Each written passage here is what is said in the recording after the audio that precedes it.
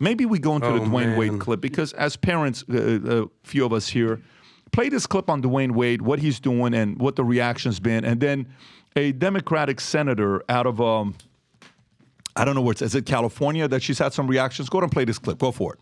Welcome to Translatable. I'm Dwayne Wade.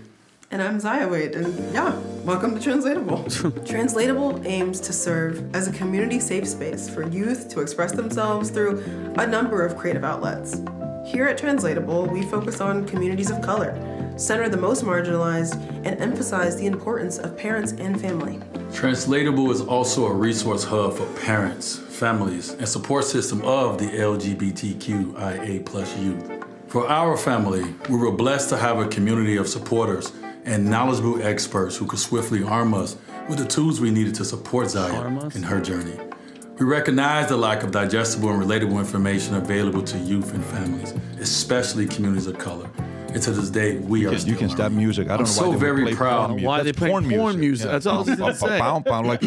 Like, so, I mean, Porn music? I didn't know there was a genre for porn music. Yeah. no, there's massive genre, and that's exactly what it was. But okay, so now we know what he's doing. He's going back to the whole idea of, you know, what is he doing? It's a media company. It's a website. It's a website. To be honest with you, they're trying to make it be comforting for parents to accept if their kids want to transition into becoming transgender, because that kid was a 12 years old. That's Dwayne Wade's son, who was 12 years old, transition. I don't know if there's been any hormones or surgery. I mean, it's pretty damn believable. But this is going to be a safe space online community, basically supporting mutilation of gender dysphoria transvestite teens. That's all it is, bro. It's normalizing it. It's grooming. It's sexualizing. It's like those kids should be seeing doctors, psychiatrists to try to figure out what's going on, if everything's okay, what's going on at the home, like, what's making you feel like this. Not just like, all right, guys, come all in, everybody come in here, and let's just go with it. I think it's ridiculous. And then PBD, you said you wanted to show the video of what's her name, right? A Democrat State Senator Susan Talamantes Eggman. She says she's done with the Democratic Party protecting violent criminals who abuse children. This is the California State Senate? Yeah. Are we moving from Wade? No, we're on the same story. Go ahead and play this clip, Rob. Thank you, Mr. President and members. I'd like to say, as a progressive, proud member of this body for the last 12 years, I'm done. She's done. I'm done with us protecting people who would buy and abuse our children. I'm done. Wow. I don't want to send more black and brown men to prison. I don't want more people in prison, but I don't want people buying girls. Wow. I don't want people buying little girls anymore. And I'm tired of saying it's okay and that we have to protect the men who do it. As a mental health professional and as a social worker, I can tell you I've spent my entire career working with people who have been wounded. I'm not going to say beyond repair, but they have been wounded to their core by the abuse that's been heaped on them, oftentimes by those that they love and look to protect them. Their parents. And if their parents won't do it, then by God, we should. Again, I am not arguing that we open the gates to flood our prisons with people. You can pause this. Yeah. But I am. You get the idea of what's going on. So, you know, go ahead, Vinny. No, because I'm saying, like, by the way, and just she's saying it, Pete, she goes, I'm done with it now. So for the past 15 years, you've been letting it happen. Now, all of a sudden, she has a conscience, and it's bothering her because they're releasing these people that are sex trafficking and stuff like that. And it's just getting, I'm happy that she's seeing the light finally, but, you know, hopefully it's not, you know, too late. She's going to switch parties now? What do you think about that, Pete? Well, she said, with two words she used tied back to the Dwayne Wade clip. I mean, beyond repair and abuse, which is exactly what Dwayne Wade is agreeing to be willing to do to young kids across the country. Yep. Change them beyond repair, chemically or castrating them at an age where they're completely devoid of the judgment necessary to know anything, let alone what gender they should choose, which is the definition of child abuse. And we should say things like, shame on Dwayne Wade. Shame on you for doing this to young people and selling it as if you're a beacon of goodness. you're a lot. I pray to God that in 30 years, or hopefully sooner than that, way sooner than that, we look back and this is the kind of thing we say, we did that? Yep. What monsters? You know, there's always an issue like that. What monsters we were that we were doing that to 13 and 12-year-olds. I would never do that. And Democrats like that saying that are a recognition that maybe we're getting closer to that, but we got a long way to go because this is gospel for the left. This is their true north because it goes back to the garden. It goes back to Adam and Eve and God saying, I made men and I made women. And they say, no, we're God. And if we're God, then there is no man and there is no woman and it's all blurred and you choose it. And for them, it's the ultimate rejection of faith. So it's core to who they are. When they keep losing elections or keep having defectors because they are so much about control, maybe that's when they change their stance. Adam. Well, to me, this is a crazy story because I'm a massive Miami Heat fan. Grew up in Miami. I mean, I've been to how many Heat games? It's crazy to count. I've been like all around the Heat. You know, I have friends who are Heat players, like Wade County, bro, Miami Heat. And it's crazy that D. Wade has gone from basically being the legend of the Miami Heat, now taking heat for advocating for kids becoming transgender youth, this whole thing. What's the website, Vinny, called?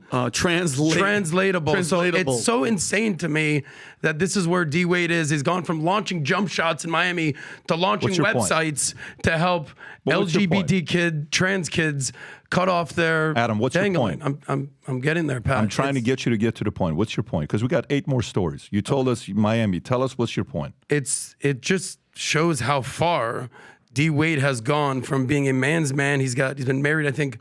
He's got 5 kids, 3 baby mamas. So do you think, married Gabrielle Union in 2014. Do you think this is something he's doing because he wants to be a good father? Or you think he's doing this because he wants a good career in Hollywood? What I'm getting at is, ever since he married Gabrielle Union, there's been clearly some Hollywood infusement. They moved out to LA. He's gone from literally being an athlete basketball player to a trans advocate. And he's taking heat. It's calling it, what do they say? Sick, degenerate, castrating black kids. Listen, if you want to do your trans thing after 18, go for it. His son, daughter, whatever you call it, did it at 12. Yeah. What's the cutoff here? No pun intended.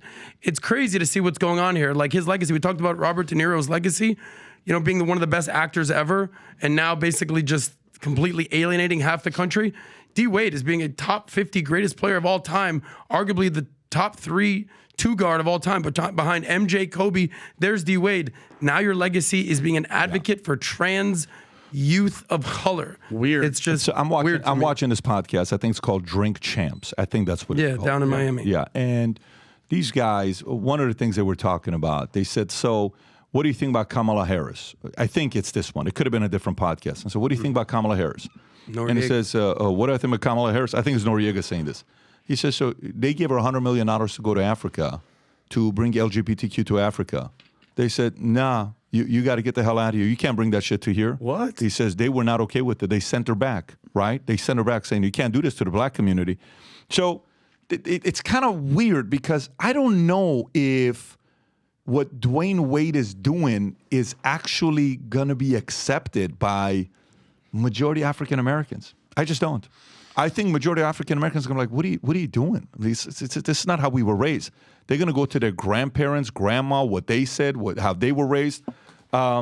It's a very weird spin he's taken with this position. Again, another person that's taking a position that's going to be weird to go this far out that you're going to be this supportive of it, affecting kids, validates more why we need conservative parents raising kids the way they did. Goes back to that anxious generation guy who said what he said earlier. Vol Conference is a conference we do once a year. This is our 5th official Vol Conference. The first one we did was in Dallas.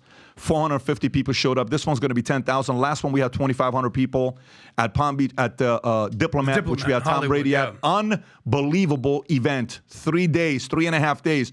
200-page manual, entrepreneurship, raising capital, PEs, VCs, executives, salespeople, consulting firms, 180-plus different industries. That was last year. And I told everybody last year, this year was going to be magical because we're doing it in Palm Beach Convention Center. AV is going to be magical. We've invested so much investments on back end for this event that's taking place in Palm Beach. And we have been trying to get together, me and this other guy that you guys probably know, finally, we agreed to do this. He agreed to do this. He's all over the world. He's got a message he wants to tell you guys being at the Vault Conference. Rob, if you got the clip ready, go ahead and play this clip. Go ahead and play this. Get out of here, dude. Dwayne "The Rock" Johnson here, man. I am pumped. I got some big news to share with you guys. I cannot wait to join all of you guys down there at the Vault Conference in Palm Beach, September 4th through the 7th. I'm going to be sitting down with your host and my good buddy, Patrick Bet David. We're going to chop it all up from leadership, entrepreneurial spirit, business strategy. We're going to chop up our journeys. We're going to chop up so much more, including all the various industries that we have been lucky and fortunate enough to build enterprise in. So I cannot wait. September 4th through the 7th. It's going to be a historic conference. I cannot wait. I will see you down there, Palm Beach. Back to work for me because the rent is always due. The most electrifying man on earth will be at the Vault Conference. 3.5 days. And by the way, it's going to be absolutely insanity. We had a conversation over the weekend about the fact that, hey, everybody's been saying, hey, can we one of these days do podcasts together? So the first time we're going to do anything together, we'll be at the event, 90-minute conversation. And some of you guys may even get a chance to meet him, picture. Who knows? Who knows what things? There's going to be a lot of weird announcements we'll be making. Here's all I will tell you. This is not the last year, if you guys remember at the Vault Conference, how many husband and wives attended? It was hundreds of husband and wives. Some people brought their sons, like they were coming as a family, legacy planning. What do I do? Business partners. There's a couple people this year that are planning on bringing 100 people, their entire company, executive team, sales team. So it's going to be wild. Looking forward to it. This is not an event to come by yourself, but make sure you get yourself, your spouse, your business partner, your team registered to attend the Vault Conference, because I'm telling you right now, when this sells out and you call the consulting firm and they tell you we don't have any more tickets, you cannot be upset, because we're not bringing The Rock back next year. We're only going to do this one time at the Vault Conference, and I hope you get to join us. Get registered. We'll see you guys there. So if you like this clip and you want to watch another one, click right here. And if you want to watch the entire podcast, click right here.